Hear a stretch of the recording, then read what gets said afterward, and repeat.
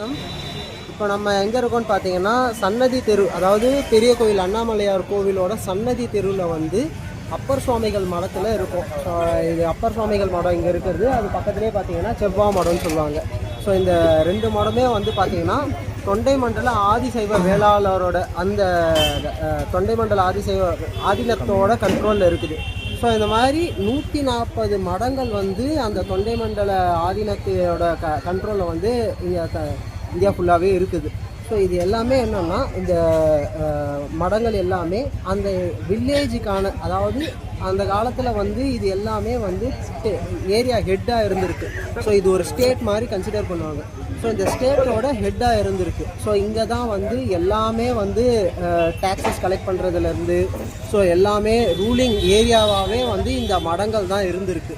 So இங்கேருந்து தான் வந்து இங்கே டெம்பிள் ஹெட்டு தான் வந்து பார்த்திங்கன்னா நம்மளுடைய இந்த ஸ்டேட்டோட ஹெட்டாகவும் இருந்து இந்த ரூல்ஸ் அண்ட் ரெகுலேஷன்ஸு எல்லாமே வந்து இங்கேருந்து தான் முடிவு பண்ணுறது.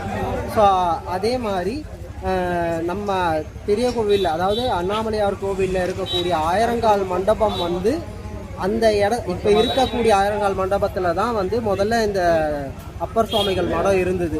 ஸோ பிற்காலத்தில் வந்து இப்போ விஜயநகர பேரரசுகள் வந்து அதை கோவிலை விரிவாக்கப்படுத்துறதுக்காக அங்கே ஆயிரங்கால் மண்டபம் கட்டுறதுக்காக அதே அளவான லேண்டில் வந்து இங்கே இன்னொரு மடம் கட்டி அங்கே இருக்கக்கூடிய மொத்த அட்மினிஸ்ட்ரேட்டிவும் வந்து இங்கே ட்ரான்ஸ்ஃபர் பண்ணிவிட்டு ஸோ அந்த இடத்துல ஆயிரங்கால் மண்டபம் கட்டியிருக்காங்க. ஆக்சுவலாக அங்கே ஆயிரங்கால் மண்டபத்துக்கு அடியில் வந்து உள்ள பாதாள லிங்கம்னு இருக்குது. ஸோ அதுதான் வந்து இந்த ஆதி குருவோட சமாதி அது ஆக்சுவலாக. ஸோ அந்த லிங்கம் தான் வந்து அந்த ஜீவசமாதி தான் வந்து ஆதி அப்பர் சுவாமிகள் மடத்தோட ஆதி குரு, அவர் தான் ஃபஸ்ட்டு ஹெட்டு. பாண்டுரங்கனார் வந்து இந்த மெஷர்மெண்ட் எக்ஸாக்டாக மெஷர் பண்ணி அதை வந்து சாமிஜிக்கு வந்து நம்ம நித்யானந்த சாமிக்கு வந்து கொடுத்துருக்காரு.